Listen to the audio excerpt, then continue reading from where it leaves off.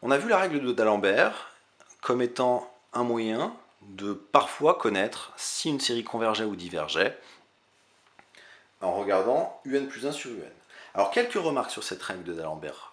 Premièrement, c'est que le troisième cas dans la règle d'Alembert, qui était le cas où la limite de un plus 1 sur un valait 1, ce n'est pas le seul cas douteux. Il se peut aussi que un plus 1 sur un n'ait pas de limite. Donc la règle d'Alembert, elle permet parfois de conclure, mais pas toujours. Deuxième point important quand on veut utiliser la règle d'Alembert, c'est qu'il ne faut pas oublier de chercher la limite de un plus 1 sur un. Il serait dommage de calculer un plus 1 sur un et de dire que un plus 1 sur un est plus petit strictement que 1 et d'appliquer la règle. Ce qui doit être strictement plus petit que 1, c'est pas un plus 1 sur un, mais c'est la limite quand n tend à l'infini de un plus 1 sur un. Donc ne pas oublier de chercher la limite de un plus 1 sur un.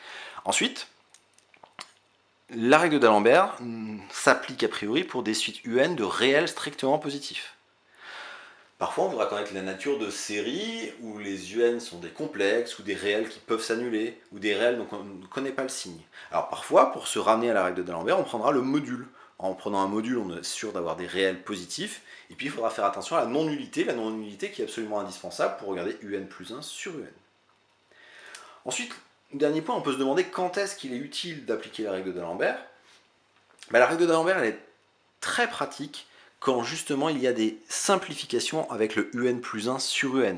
Quand on a un qui se définit avec un produit, un quotient, un factoriel, un coefficient binomial, là on verra que ce sera extrêmement utile. Et pour ce faire, on va donner tout de suite un exemple. On va fixer un Q, un réel, et on va se demander quelle est la nature de la série de termes générales n parmi 2n fois q puissance n. Alors pour appliquer une règle d'Alembert, ici on a affaire à des réels, pour un, qui serait le n parmi 2n q puissance n, pas forcément positif parce qu'on n'a pas supposé q positif. Et pas forcément non nul non plus parce que q pourrait être nul. Alors tout de suite, ce qu'on fait, c'est que dans un premier temps, on va évacuer le cas où q est nul. Si q est nul, de toute façon, 0 puissance n, ça vaut 0, sauf éventuellement pour n égale 0, mais pour tout n dans n étoile, n parmi 2n fois q puissance n, ça vaut 0 à cause du 0 puissance n avec n non nul. Donc la série, elle converge, et le seul terme qui est non nul, c'est le terme pour n égale 0, qui fait 0 parmi 0, qui fait 1, fois 0 puissance 0, qui fait 1. Donc la somme de la série, elle vaut 1. À présent, si je suppose q non nul, là encore, comme je n'ai pas supposé q positif, je vais prendre un module et je vais poser pour tout n, un égale le module de n parmi 2n fois q puissance n, qui est bien strictement positif, puisque le coefficient binomial sera non nul, et le q puissance n le sera aussi. Et là, ça va être utile de regarder un plus 1 sur un, parce que les coefficients binomiaux vont se simplifier. Là où étudier la nature de cette série directement, ce serait compliqué, parce qu'il faudrait savoir comment se comporte ce coefficient binomial n parmi 2n, quand n est grand, ce qui n'est pas forcément évident. En regardant la règle d'Alembert, les choses vont bien se passer. Quand je calcule un plus 1 sur un, alors j'ai un module de q puissance n plus 1 sur un module de q puissance n qui va se simplifier en un module de q, et puis j'ai n plus 1 parmi 2 fois n plus 1, c'est-à-dire n plus 1 parmi 2n plus 2 sur n parmi 2n. J'écris les expressions des coefficients binomiaux avec les factoriels, ce qui me fait module de q fois factoriel de n plus 2 sur factoriel n plus 1 factoriel n plus 1, divisé par factoriel de n, et puis le factoriel n au carré qui remonte au numérateur. Là, on a des simplifications qui s'opèrent. Entre le 2n plus 2 factoriel et 2n factoriel, il reste un 2n plus 2 fois 2n plus 1. Et entre le factoriel n et factoriel n plus 1, il reste un n plus 1 qui apparaît deux fois, donc au carré. Donc j'ai un module de q fois 2n plus 2 fois 2n plus 1 sur n plus 1 au carré.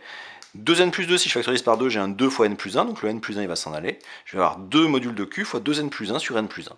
Et 2n plus 1 sur n plus 1 tend vers 2 quand n tend à l'infini, puisque le numérateur est équivalent à 2n et le dénominateur est équivalent à n. Et donc ceci tend vers 4 fois module de q.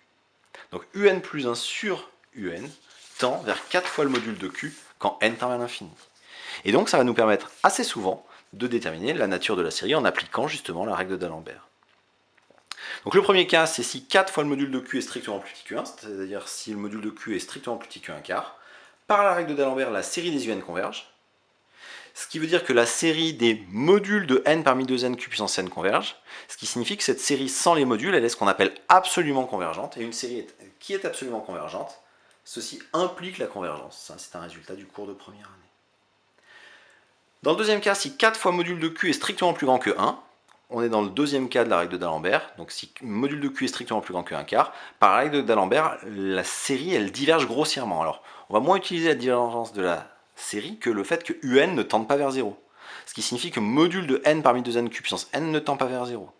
Mais alors, ça veut dire que sans le module, n parmi 2n q puissance n ne tend pas non plus vers 0. Parce que si cette quantité, par l'absurde, si cette quantité-là tendait vers 0, en composant par le module qui est continu, on aurait que le module tendrait vers module de 0 qui vaut 0, et donc on a une contradiction avec cette assertion-là. Et donc, comme cette quantité-là ne tend pas vers 0, la série est grossièrement divergente. Alors pour Q réel, il reste encore deux cas qui n'ont pas été traités, qui est le cas Q égale moins 1 quart et le cas Q égale 1 quart, et qui seront traités dans les parties suivantes au moyen d'autres arguments, à savoir, pour le cas Q égale moins 1 quart, le théorème spécial sur les séries alternées, et une connaissance du n parmi 2n qui va faire appel à la formule de Stirling, et pour le cas Q égale 1 quart, aussi dans le grand 3, avec la formule de Stirling.